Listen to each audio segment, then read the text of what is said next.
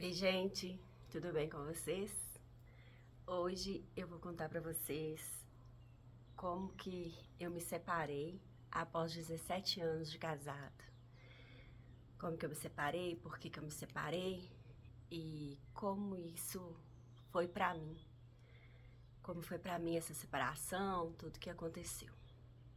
Bom, gente, eu me chamo Nincy, tenho 50 anos de idade e fui casada com uma mulher por 17 anos. Quando eu conheci essa mulher, ela era menor de idade. Ela tinha 17 anos e eu já tinha 26 anos. Ela mentiu pra mim, falou pra mim que ela era maior de idade, que ela tinha 18 anos e tinha acabado de fazer 18 anos e tal. E ela era uma pessoa que realmente parecia ser mais velha. A gente deu uns beijinhos e tal, nada sério. E eu fui embora pra minha casa e ela foi embora pra casa dela e ficou nisso. E na época eu era efetiva, trabalhava para a prefeitura da minha cidade e já tinha um tempo já que eu era efetiva, trabalhava na saúde. O tempo passou uns dias e tal, ela foi e me ligou no meu serviço. E continuou insistindo pra gente ficar, aquela coisa toda, pra gente namorar. E aconteceu, começamos a namorar. Só que aí, quando a família dela descobriu, mais especificamente a mãe dela entrou no meio, criou uma confusão danada, falou que ia me denunciar no conselho tutelar, que ia fazer eu perder meu emprego, porque ela era menor de idade. Foi uma confusão, uma confusão. E eu estava saindo de um relacionamento duradouro também. Já tinha 10 anos que eu estava nesse relacionamento. Ainda tive um pouco de problema com essa pessoa, uma confusão, assim, nada muito sério, porque hoje, por exemplo, somos amigas, mas teve esse atrito. Aí juntou mais a mãe dela e tal, a gente se separou. Aí eu falei com ela, ó, a gente vai se separar, vai ficar um ano separadas. Se daqui um ano você ainda achar que gosta de mim, que quer ficar comigo, a gente vai se encontrar e aí não vai ter nenhum problema mais. Aí a gente pode ficar junto. E assim foi. Depois de um ano, quando ela fez 18 anos, eu estava fazendo meu curso de magistério e ela apareceu na escola onde eu estudava e a gente voltou a ficar juntas. Só que aí, gente, logo uns 2, 3 meses depois que a gente começou a ficar juntas, eu descobri que ela era viciada em jogo de baralho. E aí saía, bebia, se aparecia alguma droga usava, não tava nem aí, e ainda tinha o jogo de baralho. E com isso foi uma luta constante, todos os dias, para que ela abandonasse esse vício, para que ela seguisse uma vida normal, né, gente? Uma vida de trabalhar e tal. Ah, e ela era funcionária pública também. Ela trabalhava na parte da saúde também, mas em outro setor. E daí foi essa luta, foi anos e anos de buscar ela em rua, de entrar em casa de jogo e virar a mesa de jogo e brigar com as pessoas. E eu fiz tudo isso. E pagar dívida. Aí chegou num ponto que eu tinha uma caderneta de poupança. Ela pegava meu cartão escondido, ia na caixa econômica, sacava meu dinheiro, ia jogar com esse dinheiro. E aí, quando ela ganhava, ela colocava no lugar o dinheiro. Só que eu, depois de um tempo, comecei a perceber que tinha algo errado. Que o dinheiro não estava, apesar de não render quase nada, mas naquela época, 17 anos atrás, dava para rendia alguma coisinha e eu comecei a observar que tinha algo errado. Aí eu perguntei para ela negou. Eu peguei e fui na caixa, pedi o gerente para poder olhar o que estava acontecendo, crente que realmente não era ela. Daí o gerente puxou as câmeras da coisa e me mostrou quem estava sacando. Essa foi a primeira decepção no nosso relacionamento. Eu estava sendo roubada por ela por causa do vício. Aí vocês vão me perguntar, por que que aí você não se separou? Não sei, gente. Não sei por que aqui eu não me separei. Eu continuei insistindo, continuei acreditando que ela podia ser uma pessoa melhor, que ela poderia sair desse vício e que ela tinha capacidade, ela não tinha problema em trabalhar, a gente fazia vários bicos.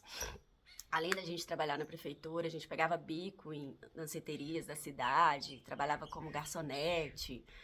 Trabalho não era o problema, a gente trabalhava muito. Só que o dinheiro, além de ser pouco, porque na época era um pouquinho mais de um salário, mais os bicos que a gente fazia. Eu já tinha uma casa, não era uma casa grande, mas eu tinha uma casa, então eu não pagava aluguel, mas o dinheiro nunca dava. E com os vícios dela, menos ainda. E isso foi uma constante luta, gente. Foi muito, muito difícil. Mas é que dentro de mim, eu acreditava que ela era capaz de parar com esse vício, que ela seria capaz de ser uma outra pessoa. Acreditei muito nisso, muito mesmo. E por isso eu lutei tanto, tanto. Chegou o ponto que ela tinha uma moto, que segundo ela era um padrinho dela que tinha dado pra ela. Depois eu descobri outras coisas em relação a esse padrinho. Aí ela perdeu essa moto, teve que vender essa moto pra poder pagar jogo, dívida de jogo. Aí eu financei uma moto no meu nome pra poder ela ter uma moto. A gente morava nessa época. Aí nessa época ela já tava morando comigo. A gente morava num bairro mais afastado, então tinha que andar muito pra ir pro serviço, pra fazer as coisas que tinha que fazer, e financiei essa moto. E continuei, gente, nessa luta, nessa insistência. Eu fiquei com ela 17 anos, e nesses 17 anos foram aproximadamente uns quase 10 anos de luta contra o vício. Essa luta contra o vício foi tão difícil, foram tantas mentiras, tantas enganações, tantas lutas para que ela saísse desse vício.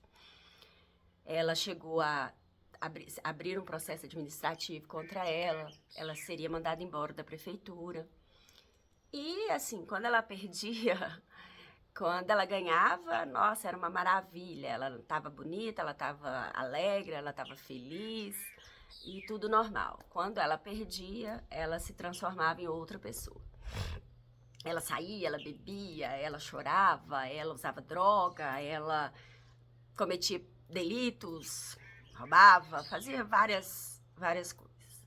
E eu insistindo nisso. Fiquei esse tempo todo insistindo nisso.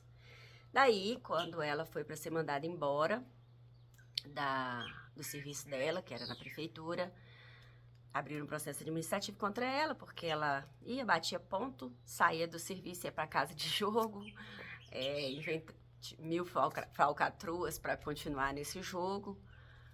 Aí já não tinha mais nada que perder, gente. Nisso, processo administrativo aberto, pessoas que jogavam com ela cobrando dela. Eu não tinha mais dinheiro, já tinha gastado minha caderneta de poupança toda, pagando dívida de jogo dela.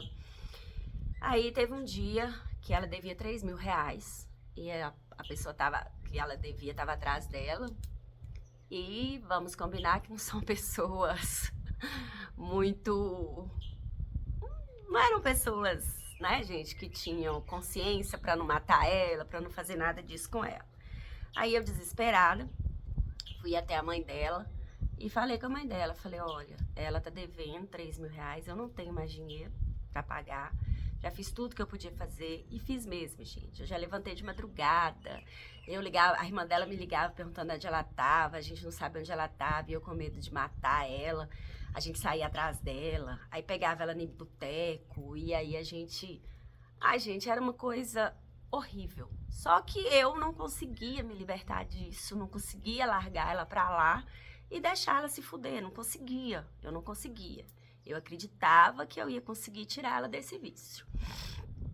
E daí, quando foi esse dia que eu pedi a mãe dela, falei com a mãe dela dos 3 mil reais, a mãe dela olhou pra minha cara e falou, olha, eu tenho esse dinheiro, mas eu não vou tirar esse dinheiro pra pagar a dívida de jogo dela.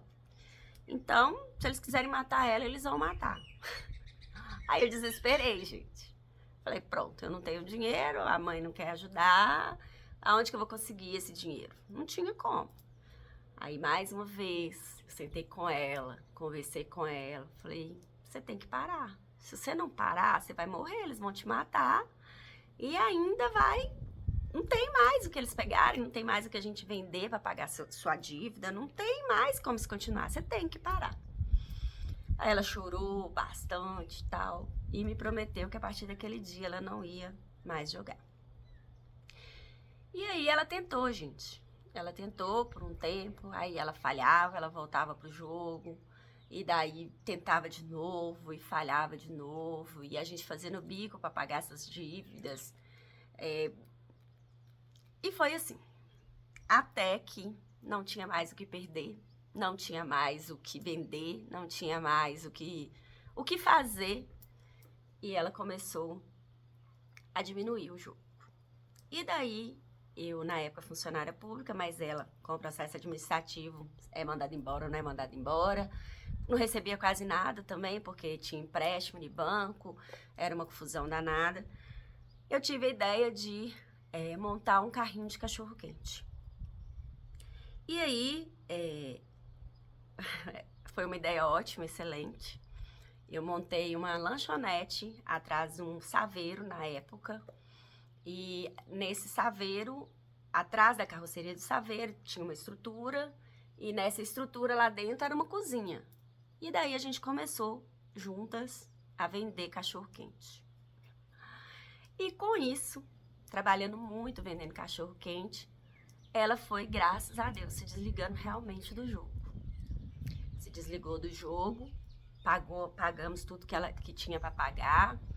Restavam umas dívidas, mas estava pagando, trabalhando e pagando e tal. E foi um sucesso o cachorro-quente. Todo mundo gostava, todo mundo gosta, que eu tenho ele até hoje. Todo mundo gosta, todo mundo ia comer com a gente. Aí a gente começou a pegar festa em cidadezinhas, municípios aqui, município ou distrito, não sei como é que fala. Umas cidadezinhas perto aqui. E aí ganhava uma grana maior e tal. E nisso a gente ficou 5 anos, trabalhando com cachorro-quente, vendendo cachorro-quente.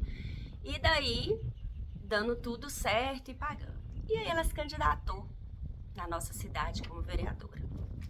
E as pessoas que viam ela trabalhando, e daí já aparentemente sem jogar, pra mim, acredito que realmente ela não estava jogando, ela foi e ganhou como vereadora. E no ganhar como vereadora, pra ela foi um up, né, gente? Tipo, uma nova chance de ter uma nova vida, de mostrar serviço, de se tornar uma pessoa realmente livre do vício, livre dos problemas do vício e ainda ajudar outras pessoas. Que é uma coisa que ela falava que gostava. Só um minuto, gente.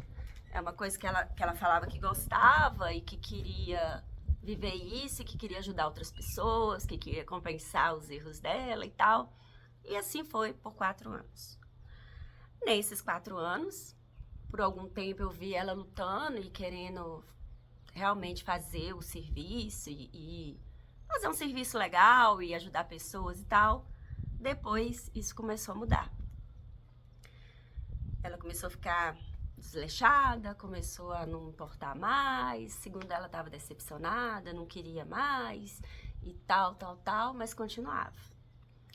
E viajava, ia para Brasília, ia para Belo Horizonte, ia para vários lugares atrás de deputados, de outros governantes e tal, buscando emenda.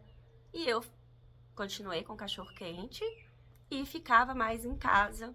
Quando ela viajava, eu ficava em casa. Era raro eu poder ir junto, até porque no carro da Câmara não se podia levar outras pessoas. Então, se fosse, tinha que ir por minha conta. E assim foi por 4 anos. O cachorro-quente continuou. Ela ficava entre o cachorro-quente e o serviço de vereadora. E foi 4 anos assim. Aí se candidatou de novo, não ganhou. E no não ganhar já era esperado, porque ela não sei se ela não estava gostando, não sei se ela não estava se empenhando. Não sei dizer o que realmente aconteceu. Eu sei que a gente tinha um cachorro-quente, continuamos trabalhando no cachorro-quente. E nesse tempo que eu trabalhei muito, muito mesmo, e era eu que montava, sou eu que monto os cachorros-quentes, agora tem umas pessoas para me ajudar, porque eu não consigo mais. Sou eu que montava os cachorros-quentes nas festas, no largo, aquela confusão toda, o tempo todo trabalhando. Eu consegui adquirir 2 hérnias de disco na coluna e bico de papagaio no pescoço. E já com o diagnóstico de fibromialgia. Então, dor na minha vida era uma coisa muito constante. É uma coisa muito constante, infelizmente. Mas eu aprendi a conviver com essa dor. Só que aí, chegou num ponto que estava doendo muito, mas muito, muito mesmo. E no tá doendo muito, eu procurei um outro médico. Ele pediu exames e tal, e constatou que estava muito inchado, que estava muito inflamado, que eu deveria fazer um repouso de pelo menos 6 meses, tomando os remédios, que na época eram muito caros. Mas, como eu tinha meu cachorro-quente, que graças a Deus me deu muitas coisas, muitos bens materiais e continua dando, tenho uma vida com ele, se eu conseguir trabalhar, eu vou ter uma vida confortável. Aí ele falou, o médico falou, faça o tratamento, pelo menos 6 meses. Na hora, gente. E isso já, 16 anos de relacionamento e uns 6 anos, assim, 7, ela longe do vício. Aí, ela, não, amor, vamos, você vai fazer seu tratamento e eu vou ir trabalhar, e aí nós vamos chamar outra pessoa para me ajudar, na época minha ex-nora, e vai dar certo. E eu confiei, gente. Confiei piamente. Confiei mesmo, de verdade. Ela continuou trabalhando com a minha ex-nora e eu em casa fazendo meu tratamento. Mais ou menos no meio do meu tratamento, eram 6 meses de tratamento. Aí prolongou um pouco mais, já tinha mais ou menos uns 5 meses, mais ou menos, que eu tava fazendo meu tratamento, afastada do serviço, porém, vivendo do cachorro-quente, porque como a empresa é minha, não tinha como eu tirar licença pelo INSS, nada disso. Eu vivia do cachorro-quente. Aí tá, tudo bem. Ela continuou trabalhando, a minha ex-nora ajudando, tudo bonitinho. E daí, nós fizemos muitos clientes que se tornaram amigos. Um belo dia, uma amiga minha muito próxima me mandou uma mensagem com umas fotos de uma mulher que estava indo no cachorro-quente direto. E aí elas ficavam lá no cachorro-quente bebendo e comendo e se divertindo. E eu já tinha observado que ela estava chegando um pouco mais tarde, mas aí ela falava pra mim que é porque tava dando envolvimento, que o pessoal tava bebendo e daí não ia embora cedo e que ela tava ficando. E eu completamente dopada com os remédios, porque eu não saía de casa pra nada, nem pra comprar os remédios. Os meus remédios quem comprava era ela. Com o dinheiro do nosso trabalho, ela ia lá, comprava os remédios. E eu em casa o tempo todo. Eu mal dava conta de fazer as coisas de dentro de casa. Eu vou pôr uma foto pra vocês do quão eu estava inchada, do quão eu estava debilitada nesse vídeo pra vocês verem. Eu me cuidando em casa e tá. Quando eu perguntava pra ela, ela falava, não, é maldade dessas pessoas. O povo não sabe o que tá conversando, que não sei o quê, que eu te amo, que eu te adoro, que eu não vivo sem você, que minha vida é você. Isso foi até o último dia. Eu te amo, eu te adoro, minha vida é você, eu não vivo sem você, que a nossa vida é maravilhosa. Assim, gente. E tá, o tempo foi passando e a minha amiga continuou me falando.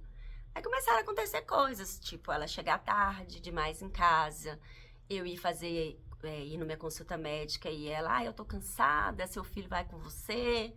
E pra mim tudo bem, afinal de contas ela tava trabalhando, né? E eu tava em casa, e eu, tá, beleza. Eu vou ir com meu filho, não faz sentido fazer ela levantar cedo, ir me levar no médico, uma vez que ela tá cansada.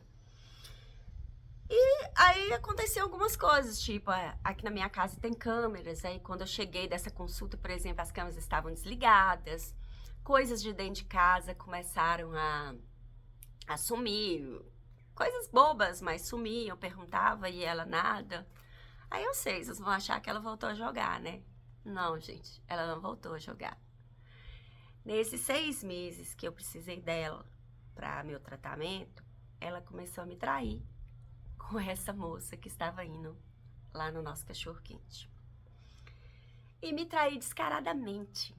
Descaradamente. Ela pegava a bebida do nosso negócio, ela passava para essa moça. Ah, como que você tem certeza que ela passava a bebida para essa moça? A moça podia estar pagando? Não, gente. Não tinha uma entrada de Pix, de cartão, de nada no nome dessa moça. Nada. Aí quando eu apertei ela, eu falei, olha, mas como assim ela vai lá todo dia e não tem uma entrada de cartão? Ah, ela paga em dinheiro. Aí eu falei, como que uma pessoa tem dinheiro para pagar esse tanto de cerveja todos os dias em dinheiro? A moça trabalhava numa escola, trabalha numa escola, não sei. Aí ela, mas ela tem, quando ela não tem, ela paga no cartão da mãe dela. Eu falei, qual que é o nome da mãe dela? Ela falou. Eu me dei o trabalho de procurar em 6 meses se tinha alguma entrada de dinheiro no nome dessa pessoa. Não tinha, gente. Não tinha dinheiro no nome de ninguém. Ou seja, além de estar sendo enganada, chifrada, exposta perante uma cidade, que é a cidade que eu moro, que tem 50 mil habitantes, que todo mundo sabe da vida de todo mundo, eu ainda estava sendo passada para trás no negócio. Aí, no dia 24 de dezembro, ela saiu para trabalhar. Segundo ela, não estava dando movimento onde ela estava e ela iria vir embora para casa para comer um lanchinho com o amor dela e a gente ficar juntinhas assistindo um filme e ela cuidando de mim. E assim foi. Ela veio, parou de trabalhar, veio embora para casa, trouxe sanduíches pra gente. Ela tomou um banho, a gente sentou na cama e fomos comer o sanduíche e iríamos assistir um filme depois disso. Comemos o sanduíche, começamos a assistir o filme. E ela muito estranha comigo. Aí eu peguei e falei, o que tá acontecendo? Me conta o que tá acontecendo. Aí ela enrolou e virou e falou assim, eu acho que eu estou apaixonada por outra pessoa. Eu juro, gente, na hora nem passou essa pessoa na minha cabeça. Perguntei ela quem, ela não queria contar. Aí eu falei, é fulana, que era minha ex-nora, porque é uma menina bonita, é uma menina legal. Falei, uai, deve ser ela, né? Ela, não é ela. Aí eu pensei, é menos mal, porque se fosse ela ia doer 2 vezes, né, gente? Ex-nora de anos. E ainda me traindo ia doer dobrado. Mas não era minha ex-nora. Era essa moça. Que a minha amiga já tinha suspeitado que tinha alguma coisa estranha. Mas realmente, gente, ninguém acreditava. Assim, as pessoas que conheciam a gente nunca acreditaram que ela seria capaz de fazer isso. Porque era o tempo todo meu amor pra cá, minha vida pra lá e tal. Aí eu saí de casa muita balada mesmo. Não esperava por isso. Fui pra casa da minha amiga, que já tinha me falado, e nessa época eu não dirigia. Eu tenho carteira, mas eu não conseguia dirigir.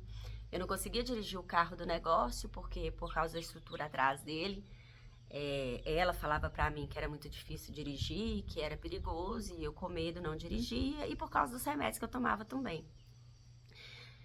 E o outro carro que eu tinha acabado de comprar, basicamente pra ela, né?